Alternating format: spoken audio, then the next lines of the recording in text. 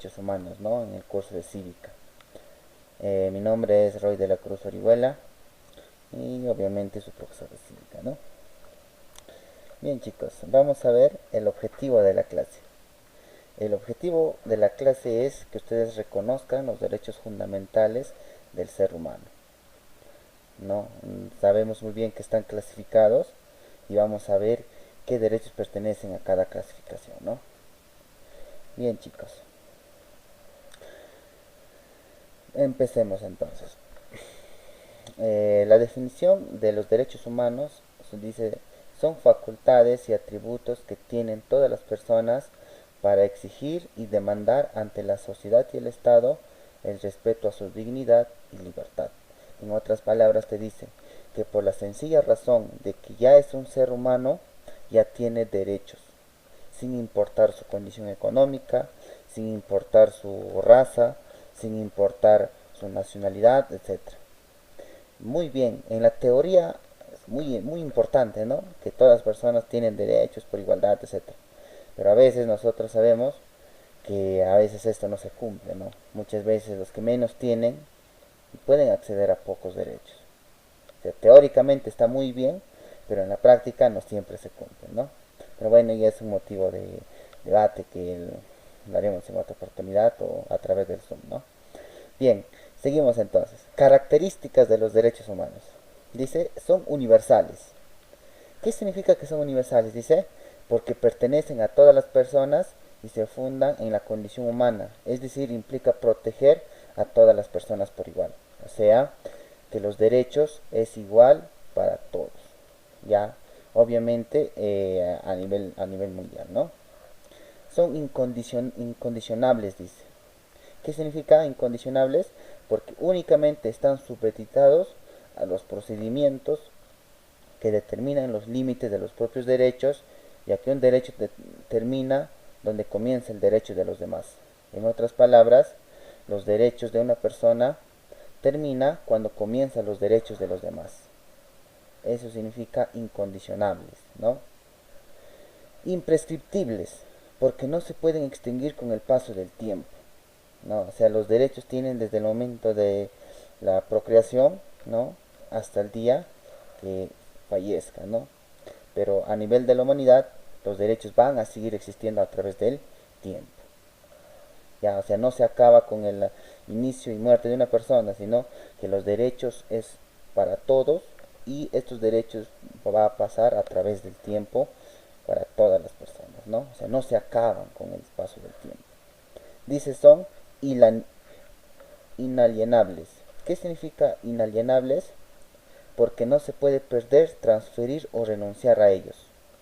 Ustedes alguna vez no creo que han escuchado decir a una persona, sabes que ella hoy día no quiero, no, hoy día me he levantado de mal humor y quiero regalarte mis derechos o donarte mis derechos. Entonces eso no puede existir. O sea, cuando nos referimos inalienables, que los derechos son inherentes a una persona, que esta persona no puede regalarlos, obsequiar o decir hoy no quiero tener derechos. Entonces eso no existe, ¿ya? Entonces seguimos. Interdependientes, porque los derechos se relacionan íntimamente con otros. Ya, el ejemplo más claro que podemos ver acá, ejemplo, es el derecho a la vida, ¿no? Cuando decimos que toda persona tiene derecho a la vida, el tener vida implica de que también tiene derechos, por ejemplo, a tener un gozo de haber, que cuando la persona trabaja en una empresa, la empresa tiene que pagarle, ¿no? Un sueldo estable, fijo y beneficios sociales. Entonces están relacionados los derechos, ¿no? ¿Qué más dice? Progresivos, porque todo derecho permite avanzar en la conquista de otros derechos. Esto podemos ver, por ejemplo, nosotros, por ejemplo, cuando teníamos menos de 18 años, éramos adolescentes, ¿verdad? Pero no teníamos los derechos, como por ejemplo derechos políticos, como por ejemplo el derecho a sufragar. Entonces, el paso del tiempo hizo de que nosotros, cuando empecemos a cumplir nuestros 18 años, tengamos más derechos, ¿ve? Y esto no solo a nivel de derechos en una sociedad, sino también a nivel de derechos en tu misma familia. Cuando tu papá o tu mamá te ve que tú eres más responsable, eres muy honesto. Entonces tus papás dicen, no, mi hijo es muy responsable. Si tú le pides permiso para un cumpleaños o qué sé yo, entonces tú le dices, no, papá, voy a volver a las 8 de la noche. Y tu papá confía en que tú vas a volver a esa hora, ¿no? Entonces los derechos incluso en tu misma familia se van ganando. ¿Ve? Seguimos. Evolución histórica del reconocimiento de los derechos humanos. Vamos a empezar en la edad moderna. Bueno, en la edad antigua, como ustedes ya saben, a nivel de la historia, en la edad antigua y en la edad media también hubo inicios de derechos, ¿no? Pero en la edad antigua los más famosos es, por ejemplo, el Código de Hammurabi, ¿no? El Código de Manu, eh, entre otros derechos que en la antigüedad se estaba ganando, ¿no? Y en la Edad Media tenemos, por ejemplo, cuando Juan Sin Tierra, en el 15 de junio de 1215, hizo una especie de reglamentos para darle derechos a los ciudadanos cuando este señor se quedó sin tierra, ¿no? Entonces, son muchas cosas que podemos hablar en la Edad Media, pero como no es curso de historia, no voy a explicar a profundidad esto, ¿no? Me parece que vamos a irnos más a la Edad Moderna. En la Edad Moderna, dice, tenemos dos hechos muy importantes. Uno de ellos tenemos la Declaración de la Independencia de los Estados Unidos, el 4 de julio de 1776. Como ustedes saben, la colonia, en este caso los británicos, Inglaterra, en el año de 1607 llegó a lo que hoy día conocemos Estados Unidos, ¿no? Estados Unidos de América, y formaron 13 colonias, ¿no? Entonces, desde ese momento, Estados Unidos, cuando fue colonia de Inglaterra, desde esos momentos, Estados Unidos ha tenido un enorme crecimiento económico. ¿Por qué? Porque las personas que se fueron a buscar, digamos, una vida diferente con destino a otro lugar, que salieron de Inglaterra, fueron personas con pensamiento de hacer industria, con pensamiento de hacer empresas, en lo que hoy día conocemos Estados Unidos. Por eso Estados Unidos hasta el día de hoy es el primer país a nivel mundial en tener un crecimiento económico el más fuerte del mundo, ¿no? Domina mercados, domina países, etcétera, ¿no? Es el país más poderoso del mundo, ¿no? Entonces, esto se debe a que la gente que fue a invadir a lo que hoy ya conocemos Estados Unidos fue, fueron personas con ese tipo de pensamiento. Entonces, ustedes saben por historia que finalizando los años de 1774-75, los británicos, o sea, Inglaterra entró en una guerra con Francia, etcétera, donde se empezó a debilitar económicamente, ¿no? Y como ellos estaban debilitados económicamente, ¿qué cosa hicieron? Tenían que poner más impuestos a sus colonias. Entonces, en represalia, las colonias, en este caso las 13 colonias, se renegaron, se impusieron y dijeron, esto no puede ser. Entonces expulsaron a los británicos y ellos se quedaron ahí, ¿no? Y ustedes saben que años más adelante va a ser elegido el primer presidente de los Estados Unidos, ¿no? Que es George Washington. Entonces, ¿qué es lo que podemos rescatar de la independencia de los Estados Unidos? Dice, todos los hombres son creados iguales, son dotados por su creador de ciertos derechos inalienables, entre los cuales están la vida, la libertad y la búsqueda de la felicidad. Entonces, podemos encontrar que es un inicio de que los Estados Unidos dieron derechos a sus ciudadanos, ¿no? Y es más, Estados Unidos tiene una sola constitución hasta el día de hoy, desde su redacción, ¿no? En, en ese entonces. Seguimos, chicos. Tenemos también otro acontecimiento muy importante y solamente nos podemos dar cuenta en el año de 1789. ¿Qué sucedió? La Revolución Francesa, unos años más adelante. Y ustedes saben, la Revolución Francesa fue un acontecimiento, un hecho histórico trascendental que hizo un giro a la humanidad, ¿no? Porque nosotros sabemos que la Revolución Francesa estaba, digamos, ¿En qué se inspiraron para su liberación? El tercer estado de ese entonces, en la ilustración, ¿no? De Rousseau, Montesquieu, Voltaire, ¿no? Quienes ellos proclamaban la separación de poderes. Por ejemplo, Montesquieu hablaba de la separación de poderes. Como en esa época Francia tenía un solo poder que era el rey, entonces el rey podía hacer o deshacer todo lo que se le daba la gana, ¿no? Pero Montesquieu en esa época decía, no, no tiene el poder político no tiene que aglomerarse en una sola persona, sino tiene que haber poderes del Estado. Y cada poder debe ser independiente. Entonces, eso tenemos que agradecer a Montesquieu, ¿no? Por su gran aporte a la humanidad. Entonces, ¿qué se alcanzó después de la decapitación a Luis XVI? En esa época dice, el desarrollo de los derechos humanos individuales alcanza su mayor riqueza en las ideas liberales de la Revolución Francesa de 1789, lo que les decía, ¿no? Se da la Declaración de los Derechos del Hombre y del Ciudadano. ¿Qué más dice? La obra de la Asamblea Constituyente de 1791, en donde se redacta, ¿no? En este caso, los derechos de los ciudadanos. ¿Qué más dice? La Revolución Francesa, la misma que inspirada en la ilustración de Voltaire, Rousseau y Montesquieu, concretizaron las ideas de igualdad, fraternidad y libertad. ¿Qué buscaban en ese entonces? Los líderes de esa época, en este caso los jacobinos, ¿no? ¿Qué cosa buscaban? Igualdad, fraternidad y libertad.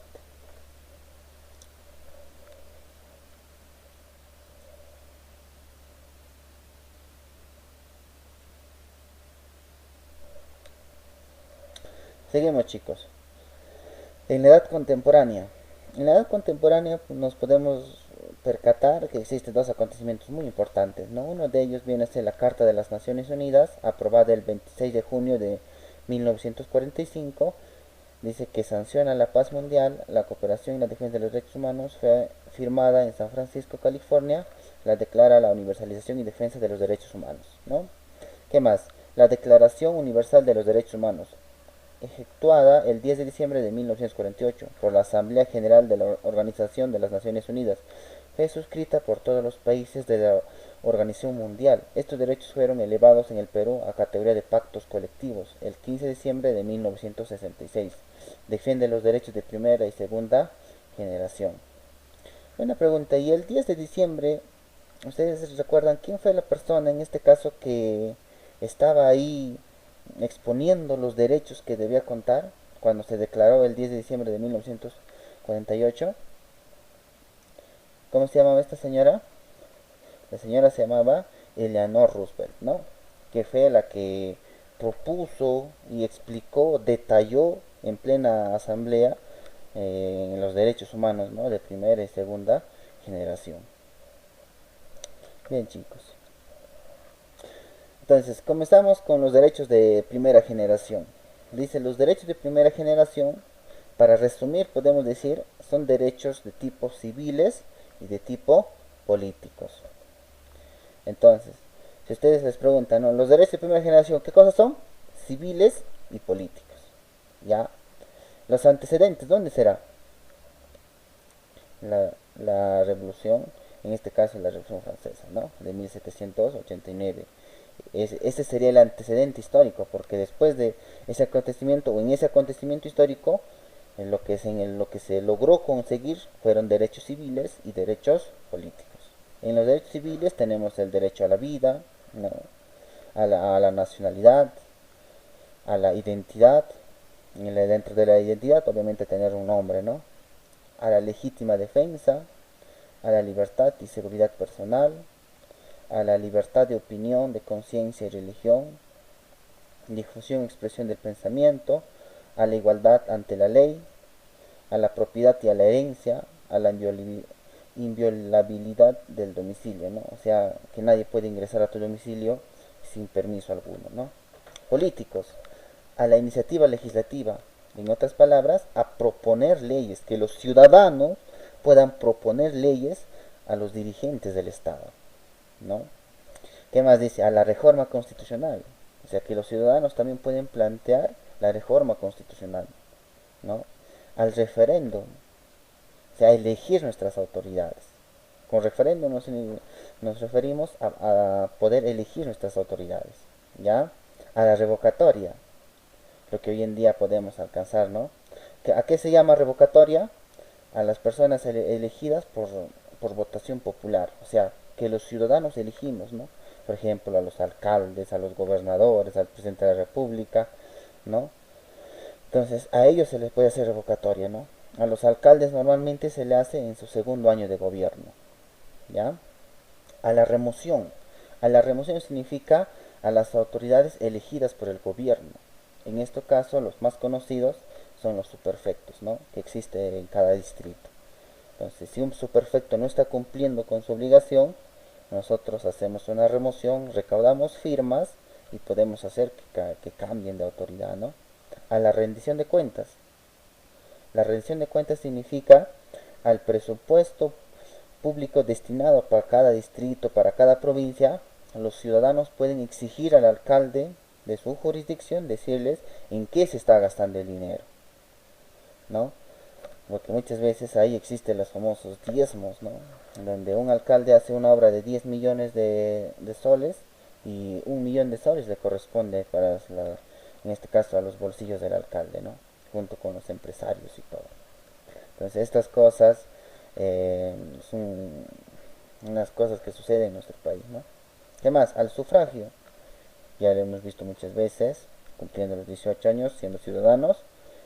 Y también al elegir y ser elegido.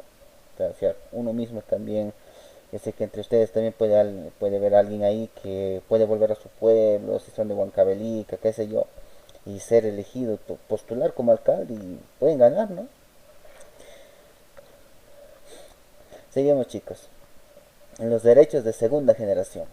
En resumen, en resumen podemos decir que son los derechos de segunda generación: económicos, sociales y culturales. ¿Ya? Económicos, sociales y culturales. Ya, vamos a leer algunos de ellos, ¿ya? Entonces, ¿qué dice? A la recreación. O sea que cuando tú tengas un trabajo, tengas un tiempo libre, ¿no? Un día libre o si no tienes un día libre, en este caso, beneficios, ¿no? Sociales, ¿no? Económicos. ¿Qué más? Al trabajo, jornada y remuneración justa, lo que les decía, a una justa remuneración. En este caso, en el Perú, tristemente, es de 930 soles, ¿no? El sueldo mínimo vital. ¿Qué más dice? A la libre sindicalización. Si tú en tu pueblo, en tu distrito, hay personas o el alcalde no está cumpliendo con su obligación, tú tienes digamos, el derecho de juntarte con los demás ciudadanos y hacer una especie de organización y poder reclamar sus derechos, ¿ya? Esto normalmente lo hacen pequeñas empresas, ¿no? Reclamando derechos a las autoridades. ¿Qué más dice? A la huelga. Si tú trabajas en una empresa y la empresa está cometiendo abuso contra ustedes, entonces tienen derecho a la huelga. ¿Ve? Esto no está penado, esto está permitido, es un derecho que contamos cada uno de nosotros, ¿no? Bueno, yo sí, pero ustedes yo sé que lo van a llegar a tener, ¿no? ¿Qué más? A la protección de la salud. Muy bien, trabajar en ambientes donde te sientas sano, ¿no? Yo que en estos días todavía donde está el COVID-19 y todo eso, si vamos a trabajar, tiene que ser un lugar saludable, ¿no? Donde no nos podemos perjudicar en nuestra salud. A la asistencia médica, al seguro social, etcétera. Clasificación de los derechos humanos. Acá vamos a ver a los derechos de tercera generación, ¿ya? Para resumir, los derechos de tercera generación podemos decir que son derechos a la paz. Ya normalmente se le conoce como derecho a la paz, a la solidaridad, etcétera, ¿no? Aquí tenemos a la autonomía y libre determinación de los pueblos. Que un pueblo no puede estar dominado por otros pueblos. Que un país no puede estar dominado por otros países. Pero esto en la teoría funciona. pero en los hechos reales esto no funciona, porque hay países que dependen económicamente de otros países, dependen en todo, chicos, ¿no? Ya cuando nos analizamos a profundidad podemos ver que esto solo se cumple en la teoría, pero en la vida real no siempre es así, ¿no? A la soberanía, que un pueblo, una nación es libre, ¿no? Es libre de hacer lo que, en otras palabras, le convenga más a su pueblo, ¿no? ¿Qué más? A la protección del medio ambiente. A la protección del medio ambiente, chicos, es un derecho de tercera generación, ¿no? Muchos países gastan miles de millones de soles para tener un ambiente sano y saludable, ¿no? A la paz, que no haya conflictos, o sea, que no haya conflicto entre un país y otro país, a la armada militar, ¿no? Hoy en día sabemos muy bien por la guerra comercial entre China y Estados Unidos, hay mucho percance, hay mucho miedo, ¿no? Que es lo que puede desatar este conflicto económico, ¿no? Tristemente, cuando decimos el derecho a la paz, no se cumple muchas veces, ¿no? Porque aparentemente en el año de 1989, cuando cayó el muro de Berlín, se supone que había finalizado la Guerra Fría, ¿no? Con la unificación de Alemania. Pero sucede que hoy en día China, socialista de alguna manera, socialista, y Estados Unidos de alguna manera un capitalismo, sigue habiendo un conflicto. ¿Ve? Entonces, ahí nos podemos dar cuenta de que la Guerra Fría no ha terminado, ¿no? En esos entonces. La Guerra Fría continúa, chicos. Es un hecho que también debemos reflexionar, ¿no? ¿Qué más dice? Al desarrollo económico y social de los pueblos, que los pueblos tengan prosperidad, que sean productivos. Si ustedes se dan cuenta, los países más ricos del mundo, en el Asia, China, tenemos la parte de Rusia que pertenece al Asia, tenemos Corea del Sur, son países ricos, chicos, ricos en el sentido económico, ¿no? Donde esos países, su PBI per cápita es fuerte, ¿no? El mismo Estados Unidos. El sueldo mínimo vital en Estados Unidos es de 1.200 dólares. Se supone que el más pobre en Estados Unidos debe ganar 1.200 dólares, ¿no? ¿Y cuánto tiene el Perú? 930 soles. Entonces nos damos cuenta ahí que los países más ricos del mundo, donde hay industrias, fábricas, tienen mejores condiciones económicas que los países pobres, ¿no? Entonces esto tiene que cambiar, chicos. Y por último, a beneficiarse del patrimonio común de la humanidad, ¿no? A tener una identidad cultural y mostrarlo al mundo, ¿no? Y estar orgullosos de nuestro patrimonio, ¿no? Bien, chicos, eso es todo del tema de los derechos humanos. Cualquier duda, inquietud, me pueden hacer llegar al WhatsApp, ¿no? O a mi número personal me llama y y les estaré resolviendo cualquier duda. Muchas gracias, chicos, es todo por el día de hoy.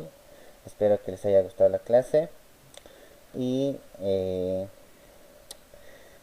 cuídense bastante, ¿no? Y estén ahí con la familia, lavarse la mano constantemente. Muchas gracias, chicos, hasta luego.